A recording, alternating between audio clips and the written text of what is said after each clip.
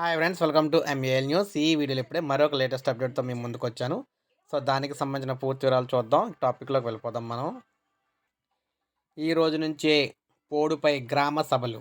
రాష్ట్రంలో పోడు భూముల దరఖాస్తుల పరిశీలన, క్షేత్రస్థాయి సర్వేలను ఈ నెలాఖరులోగా పూర్తి చేయాలని నిర్ణయించిన ప్రభుత్వం ఈ మేరకు చర్యలు చేపట్టింది. సో పోడు భూములకు సంబంధించి ఈ రోజే గ్రామ సభలు స్టార్ట్ చేసిందనమాట.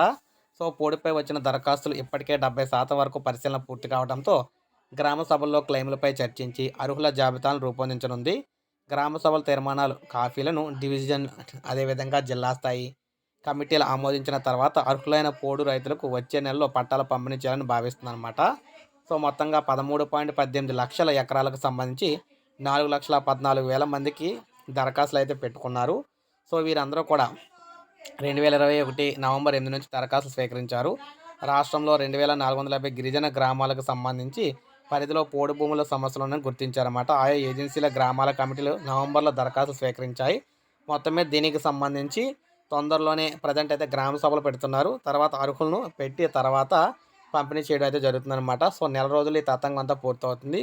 సో మంచి శుభవార్త అని చెప్పుకోవచ్చు. ఒక లైక్ చేయండి, సబ్స్క్రైబ్ చేసుకోవద్దు, మన ఛానల్ సబ్స్క్రైబ్ చేసుకుని ఫాలో అవుతుండండి.